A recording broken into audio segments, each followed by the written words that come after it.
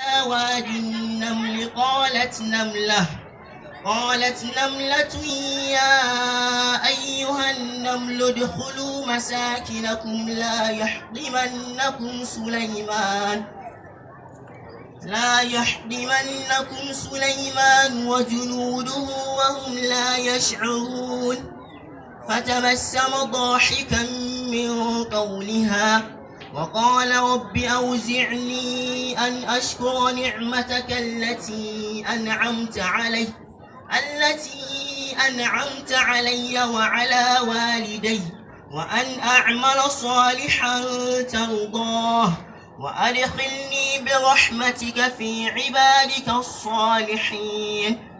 وتفقد الطير فقال ما لي لا أرى الهدهد أم كان من الغائبين لو عذبنه عذابا شديدا أو لأذبحنه أو ليأتيني بسلطان مبين.